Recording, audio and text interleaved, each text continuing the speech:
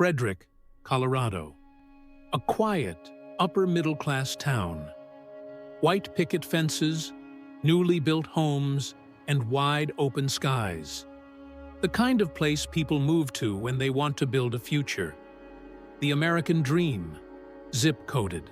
And on Saratoga Trail sat one of those dreams. A gray two-story house with 3 smiling faces inside. Chris Watts, Shanann Watts, and their 2 little girls, Bella and Celeste. Chris was a technician at Anadarko Petroleum. Quiet, reserved. A man of few words but no known trouble. Shanann was the opposite.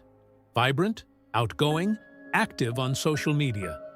She worked in direct sales for a health supplement company, Thrive, and used her online presence to share every part of her life. Her work, her kids, her love story. To anyone watching online, it looked like a fairy tale. She called Chris the best thing that ever happened to her. She filmed surprise pregnancy reveals, family road trips, dinner-time kisses, laughter. But behind the curated images was something far more complicated. In reality, their marriage was strained. Financial pressure had begun to mount. In 2015, they filed for bankruptcy. Credit card debt, student loans, a $3,000 mortgage on a house they could barely afford. Shanann was working long hours. Chris became more distant. But online, none of this showed. Every post painted Chris as the doting husband, the proud father, the rock, and no one, not friends, not neighbors, not even her family, suspected that anything was wrong. In May 2018, Shanann surprised Chris with news. She was pregnant again. A baby boy. She filmed the reveal. Chris smiled on camera, said all the right things. But something in his eyes seemed off. That summer, Shanann took the girls to North Carolina for a 6-week visit with her family. Chris stayed behind to work. But while his wife was away, Chris changed. He began losing weight, going to the gym obsessively. And he met someone new. Nickel was a co-worker. Young, fit, fun. The two began seeing each other almost immediately. To Nickel, Chris claimed his marriage was over, that he was in the process of separating, that it was complicated. He didn't mention Shanann was pregnant, or that she was due back in just a few days. Chris began to distance himself emotionally. He texted less, sounded cold on the phone. Shanann grew suspicious. Her texts to friends showed growing unease. He's not the same. I don't know what happened. I feel like I'm losing him. But she had no idea just how far she already had. Because by the time she boarded her flight back to Colorado, Chris Watts had made up his mind. August 13, 2018, 1:48 a.m. Shanann Watts, 34 years old, pregnant with her 3rd child, a boy she planned to name Nico, quietly rolls her suitcase up the porch. She pauses, adjusts her bag, then walks through the front door. From the outside, it looks ordinary. Inside, something else entirely was taking shape. Chris was already awake. He later claimed they had a fight, that she accused him of cheating, which was true, that she threatened to take the kids away, which wasn't. He said he snapped. He said a lot of things. But almost nothing he said at first was true. The reality was colder. Chris Watts had made his decision long before Shanann came home. He'd been planning, not impulsively, methodically, deleting messages, searching for escape routes, whispering lies to his mistress. In his version of events, Shanann was the aggressor. He said she hurt the children, a falsehood meant to deflect guilt.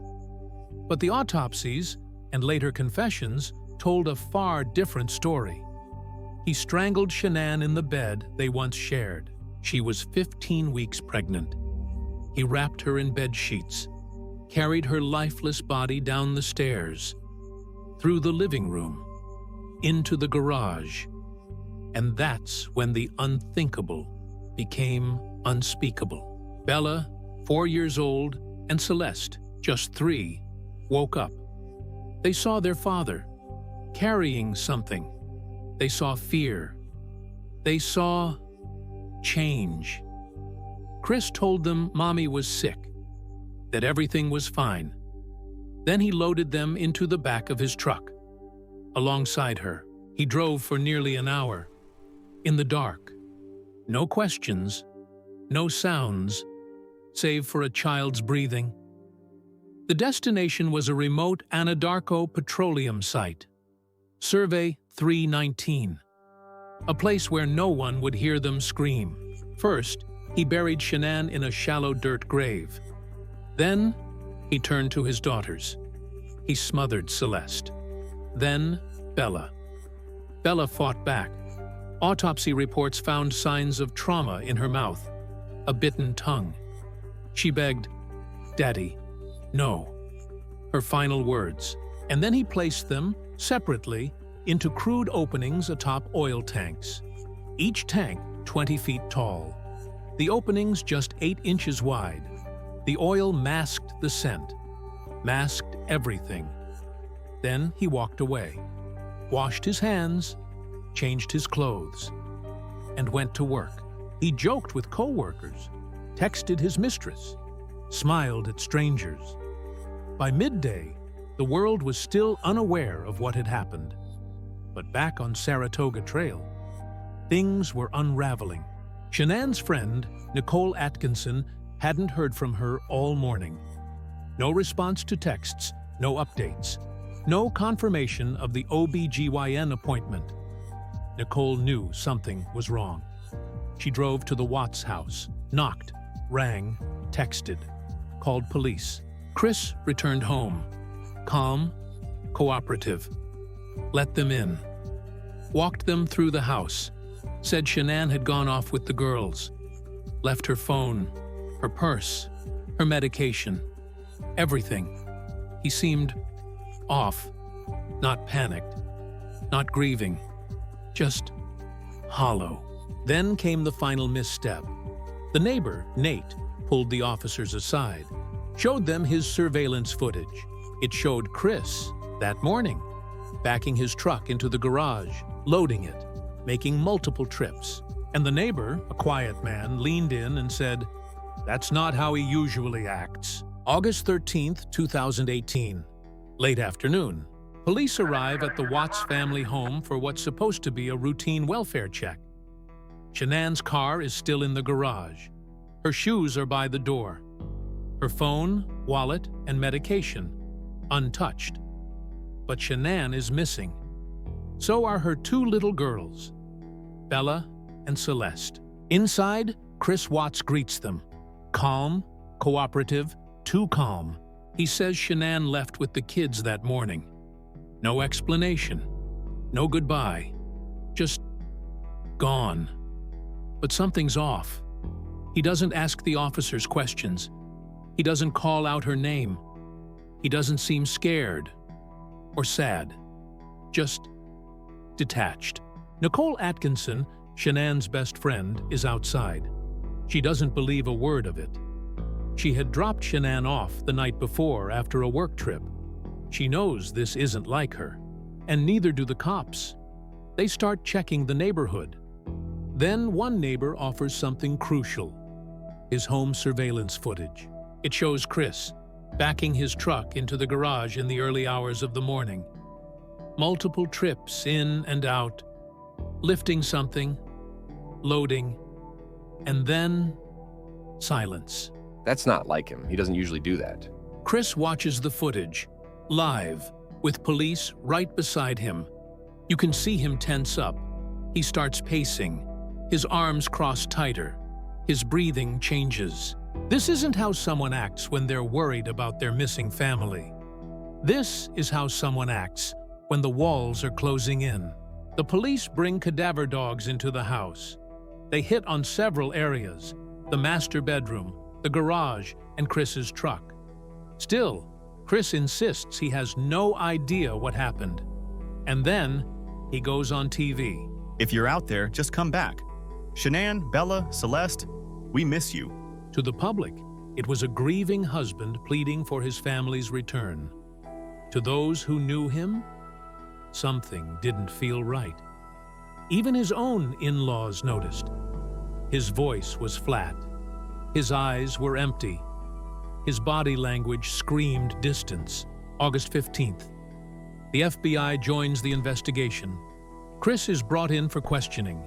Agents Grom Coder and Tammy Lee are calm but firm. They ask about the timeline, the marriage, the mistress, the truck. He denies everything. Then they offer a polygraph. Chris agrees. He fails. Badly. Chris, you did not pass the polygraph. It's time to be honest.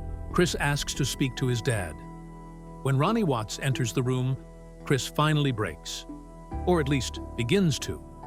He cries. He confesses, partially. He claims Shanann hurt the girls, that he flew into a rage and killed her.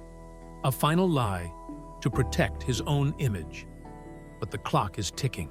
Detectives now have access to GPS logs, cell phone data, security footage, body cam reactions, behavioral inconsistencies. Every step Chris took is traceable. And now, his story is crumbling. August 15th, 2018. Chris Watts sat in an FBI interview room. He had just failed the polygraph. Failed it badly. His excuses were falling apart. The calm, collected act was cracking. So he asked for his dad. Ronnie Watts entered the room, confused, tired, not yet ready for what his son was about to say. Chris began to speak, voice trembling. He didn't tell the truth. Not yet. But he gave a version. A safer story. He claimed Shanann had done something unthinkable, that she had smothered the girls after an argument, and that he had snapped. He said he killed her in a blind rage. It was a lie. Another one. But now he was talking. And once a killer starts talking, investigators listen closely. That night, the world watched as Chris Watts was arrested. 3 counts of first-degree murder. 1 for Shanann, 1 for Bella, 1 for Celeste, and 2 more for the unborn child Shanann had been carrying, Nico. But the full confession, the real one, didn't come until weeks later. It happened during a 5-hour session with the FBI and Colorado Bureau of Investigation. They offered him no deal, just a simple question. What really happened? And Chris Watts, now facing life in prison, began to talk. He told them how Shanann had come home that night, how they got into an argument in the early morning hours, and how he straddled her on the bed, pressed his hands around her throat, and did not stop. He said she didn't fight back, that she only looked up at him, that he heard her grunt, and then silence. Their daughters were asleep down the hall, or so he thought. Bella walked in next. She saw what had happened. Chris told her that Mommy was sick. Then he wrapped Shanann in a sheet, carried her body to his truck. He returned upstairs. Celeste was awake now too. He loaded both girls into the back seat, right next to their mother's covered body, still pretending everything was okay. They drove 45 minutes to a remote oil site owned by his company, Anadarko Petroleum. At the site, he first buried Shanann in a shallow grave near a work tank battery. Then, he turned to his daughters. He smothered Celeste first, using a blanket. Bella watched. Chris said she asked, "Is the same thing going to happen to me as Cece?" And when he nodded, she fought. She screamed. She said, "No, Daddy," her last words. Then, silence. Chris placed their small bodies in separate crude oil tanks, 2 hatch covers. 2 little girls. He thought the oil would dissolve them. He thought they'd never be found. He changed his clothes, went to work, and acted like none of it had happened. The truth broke everyone who heard it. Agents, family, the public, everyone. The details were so incomprehensible, so cruel, so cold, that they stunned even veteran detectives. And in the end, the mask of the perfect father was shattered forever. August 16th, 2018. Frederick, Colorado. A team of investigators, firefighters, and hazmat responders arrived at an isolated oil work site operated by Anadarko Petroleum. Guided by GPS data from Chris Watts' company-issued truck, they zeroed in on a lonely patch of dirt and rusting metal tanks, far from any home, any road, or any help. There, they began to search. The grave was shallow, poorly covered, disturbed earth, a sheet, the same one from the family's bed, barely masked what lay beneath. They unearthed Shanann first, still in her pink sleeping shirt. She was 15 weeks pregnant with a boy they had already named, Nico. Then came the tanks. The workers knew what was inside before they opened them, but it didn't soften the blow. Each hatch was 8 inches wide. Inside one, they found Celeste. Inside the other, Bella. Both submerged in crude oil. Both wearing their pajamas. Tiny. Lifeless. They had been inside for 4 days. Autopsies revealed the horror of what had happened. Asphyxiation. Oil was found in their lungs, meaning they were still alive when placed in the tanks. And Bella, sweet Bella, had bite marks on her tongue. She had fought, tried to scream. Her final moments were spent in panic, confusion, and betrayal. The recovery broke everyone involved. These were not just victims. These were children. This was a mother, a baby on the way.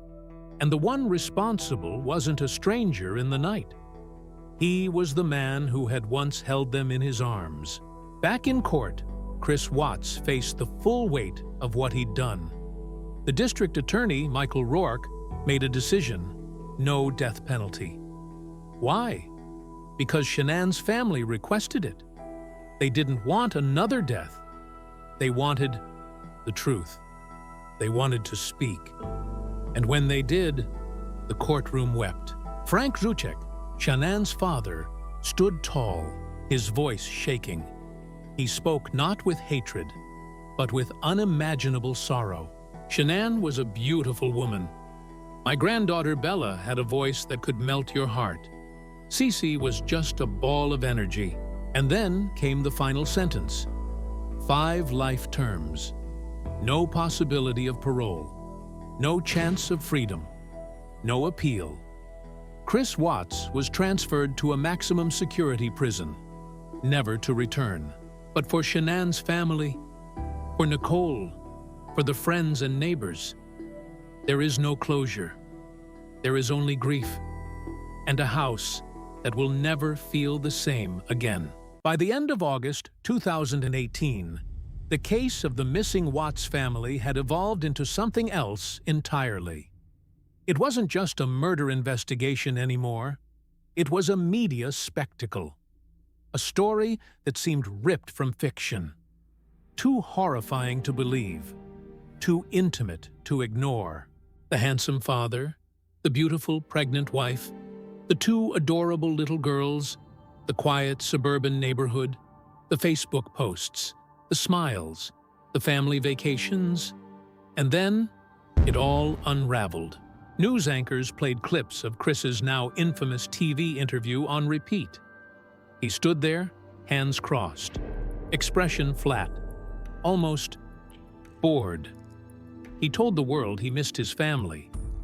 And then, the footage cuts to breaking news. He's confessed to killing them. People were stunned. The internet exploded. Twitter lit up. True crime podcasts dropped emergency episodes. YouTube channels pushed instant reactions. TikTok creators acted out the police footage. Everyone had a theory. Everyone had an opinion. Reddit turned into a digital courtroom. Posts dissected every second of the body cam footage. "Watch his eyes," one user wrote. "He doesn't look shocked when the neighbor shows him the surveillance." Others analyzed Shanann's text messages. Her final ones: worried, afraid, unanswered. And then came the blame. Shanann, the victim, suddenly became the target of criticism. Armchair psychologists said she was too controlling, that she emasculated Chris, as if murder, the destruction of an entire family, could ever be justified. Then came the love letters. Chris Watts, now a convicted family killer, started receiving fan mail. Women across the country wrote him. Some called him misunderstood. Others wanted to marry him. One woman wrote that his sad eyes made her feel connected to him. Let that sink in. The man who strangled his pregnant wife, who killed his daughters, who dumped them like garbage. He had fans. That's the new reality. In a world addicted to true crime, sometimes the criminal becomes the celebrity. Netflix saw the frenzy, and in 2020, they released American Murder: The Family Next Door. It told the story using only real footage, body cam videos, Shanann's social media posts, texts, police interviews, no narrator, no actor, just the chilling truth. And audiences couldn't look away. It became one of the most watched true crime documentaries in the platform's history. Viewers cried, tweeted, posted hashtags, "Justice for Shanann," "RIP Bella and Cece," "Watts case." And then, just as quickly, they moved on. Because that's what we do now. We consume tragedy like content. Grief becomes algorithm. Murder becomes monetized. But for the people who lived it, Shanann's family, her friends, her community, there is no next episode. There is no skip intro. They're stuck in a loop, rewatching their worst nightmare. And Chris? He sits in Dodge Correctional Institution in Waupun, Wisconsin, 23 hours a day, alone, no parole, no exit. He's banned from interviews, cut off from the media storm he helped create. But his face still circulates online, still appears in thumbnails, still lives in the minds of a generation haunted by a single question. How can someone seem so normal and still do something so evil? Chris Watts wasn't a criminal mastermind. He wasn't a drug addict. He wasn't abusive, at least not in any visible way. There were no warning signs, or so it seemed. But dig a little deeper, and the cracks start to show. He was a man obsessed with image.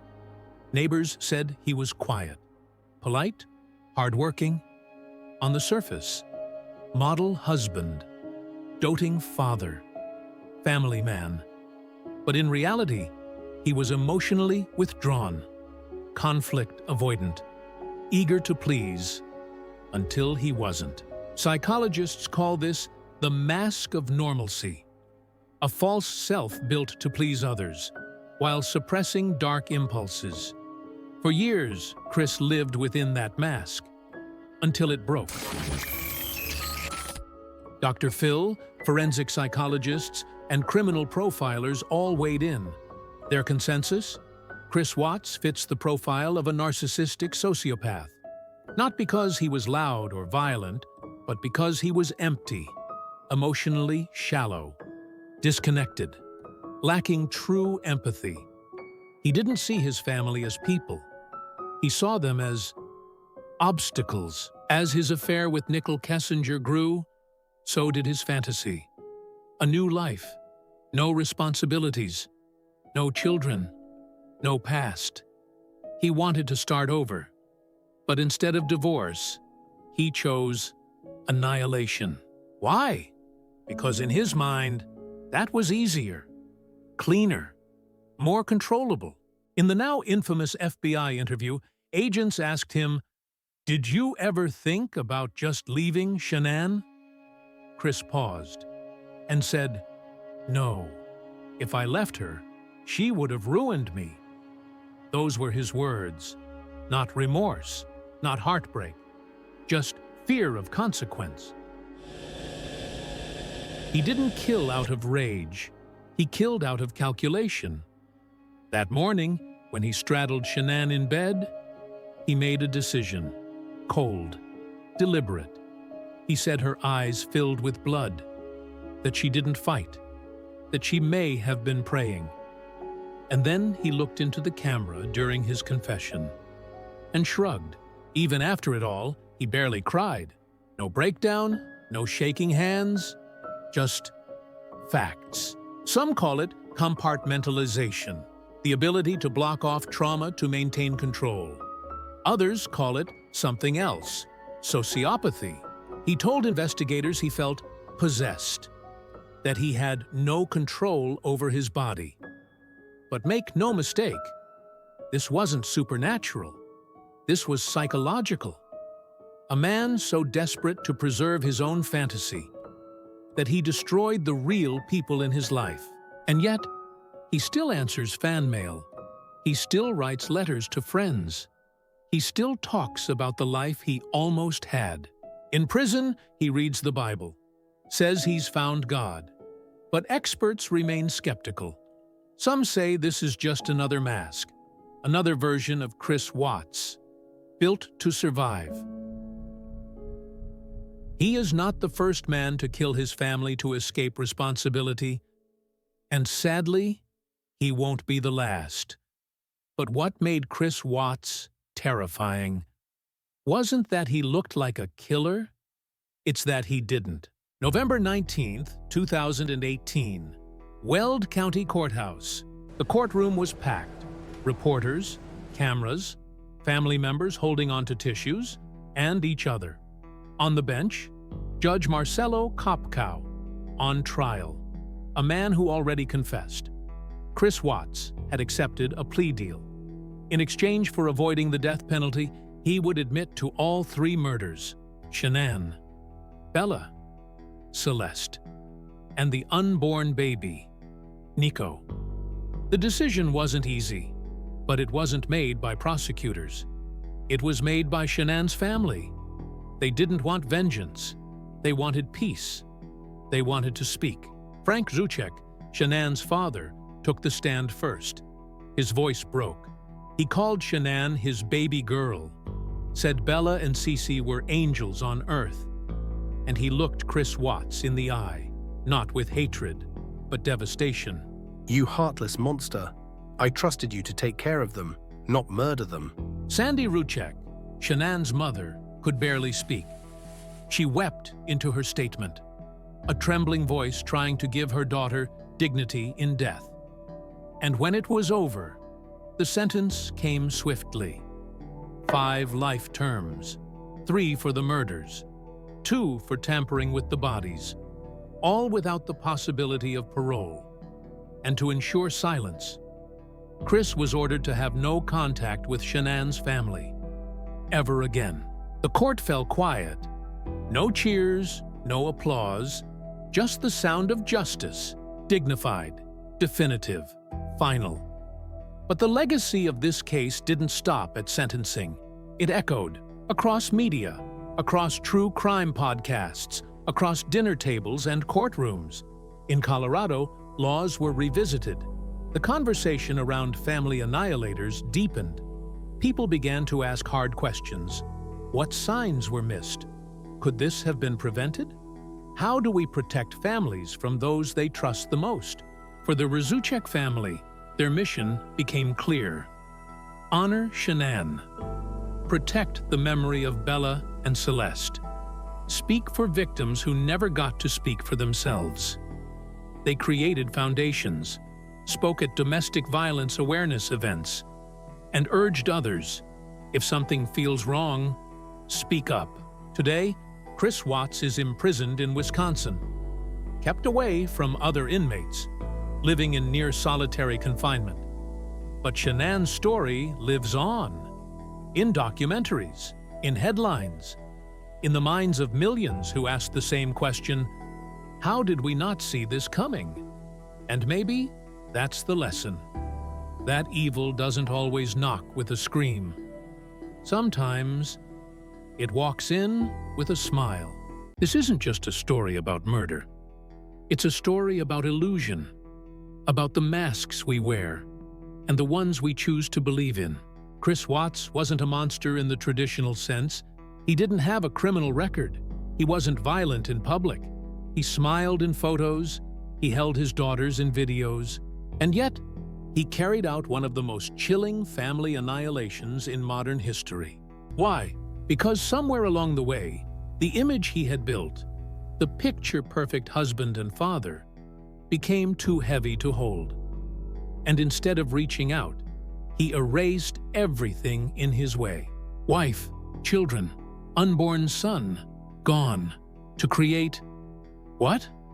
A fantasy? And here's the part we all have to sit with. Chris Watts isn't unique. Every year, dozens of men, and sometimes women, commit similar acts. Family annihilators. People who decide that if they can't have control over their lives, no one else can either. So what can we learn? What can we do? We can start by listening more closely, by taking domestic unease seriously, even when it's hidden behind smiles. We can talk about mental health, about power, about control, about the difference between love and ownership. And we can honor the victims by saying their names, not just as hashtags, but as people. Shanann Watts, Bella Watts, Celeste Watts, Nico Watts. They were real. They lived. They laughed. They had futures that were stolen. And for those left behind, like Shanann's parents, the grief never ends. But neither does the love. They carry it, speak it, build something from it. So maybe that's where this story truly ends. Not in a cell in Wisconsin, but in a candlelight vigil, in a quiet Facebook post, in a moment where someone speaks up and is finally heard. We all want to believe that we'd recognize evil when we see it, that it would look a certain way, sound a certain way. But maybe the hardest truth of all is that evil can look just like us. It can live next door, sit across the dinner table, hold our hand, until it doesn't.